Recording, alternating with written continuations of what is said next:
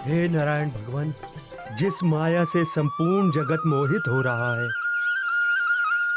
उस माया को देखने की मेरे दिल में प्रबल इच्छा है। हम आपकी ये इच्छा पूरी कर देते हैं। आप माया देखने के लिए तैयार हो जाइए।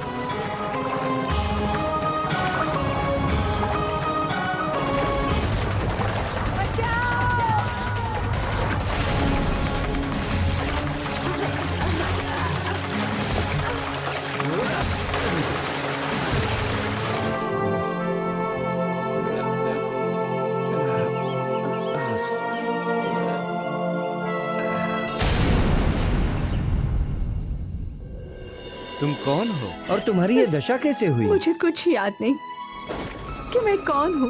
मुझे ये भी नहीं पता कि मैं कहाँ से आई हूँ। मुझे तो कोई ठाव ठिकाना भी नहीं पता। लगता है परमात्मा ने इसे मेरे लिए भेजा है।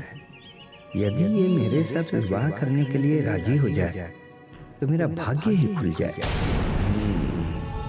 अगर तुम बुरा न मानो तो एक बात मैं कहना चाहता हूँ। क्या तुम मुझसे विवाह करना पसंद करोगी?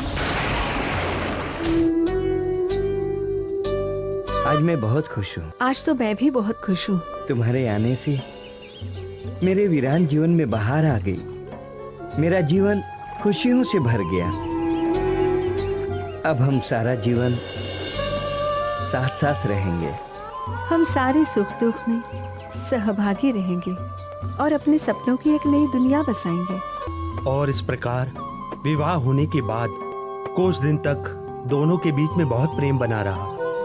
किंतु जब एक एक करके दोनों के 4 बच्चे हो गए, तब उनके जीवन में अनेक प्रकार की परेशानियां आने लगी, जिसके कारण दोनों में आए दिन झगड़ा होने लगा। आज घाट पर खाना लेकर क्यों नहीं आई?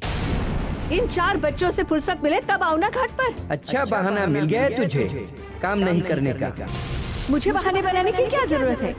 आप तो सारा दिन घाट पर जाकर बैठे रहते हो और ये बच्चे पूरा दिन मेरा सर खाते रहते हैं। खबरदार, एक शब्द भी आगे कहा ना तो जुबान खींच लूंगा मैं। अच्छा, हाथ तो लगा के दिखाओ।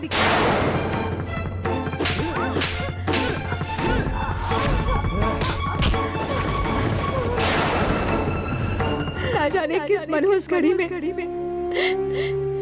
मैंने इस बेरहम आदमी का हाथ थामा था। ना इससे मेरी कोई परवाह है, ना ही मेरे दुख से इसे कुछ लेना देना है। ऐसे दुख भरी जिंदगी जीने से तो मर जाना अच्छा है। मार्कंडेय जी तो थोड़ी सी माया में ही डूब गए।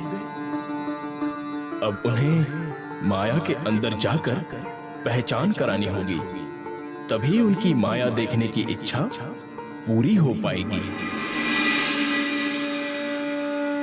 लीजिए और चाहिए। किंतु देवी, हमारा नियम है कि हम कथा सुनाए बिना भिक्षा ग्रहण नहीं करते हैं। इतना समय नहीं है मेरे पास। कृपा करके आप जाइए। किंतु देवी, यदि आप कथा नहीं सुनेंगी तो मैं अपने नियम के अनुसार भूखा रह जाऊंगा, और कथा सुनेगी तो आपको भी पुण्य लाभ होगा और आपका दुख दूर हो जाएगा। ठीक है, आइए और कथा सुनाइए। बहुत समय पहले की बात है। मार्कंडेय नाम के एक ऋषि थे, जिन्होंने लंबे समय तक घोर तपस्या की। इसके फलस्वरूप भगवान नारायण ने प्रसन्न होकर उन्हें दर्शन दिया और उनसे वर मांगने को कहा। तब उन्होंने कहा कि मुझे माया का स्वरूप दिखाइए। तब मार्कंडेय जी नारायण भगवान का पूजन करने के लिए चंदन घिसने लगे। इतने में नारायण भगवान ने उन पर माया का आवरण डाल दिया। वे स्वयं को एक स्त्री के रूप में नदी में बहते हुए देखने लगे और फिर एक धोबी से उनका विवाह हो गया।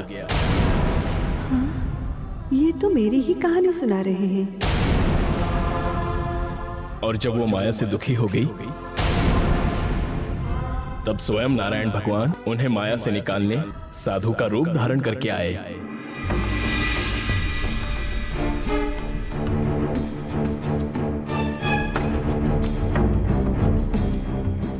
हे प्रभु, मुझे इस माया से निकालिए।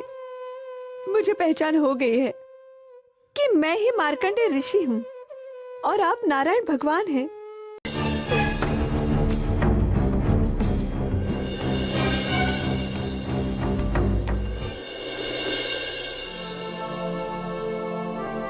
कहो ऋषिवर, क्या माया देखने की और इच्छा है? नहीं प्रभु, आज के बाद मैं कभी भी माया देखने की इच्छा नहीं करूंगा।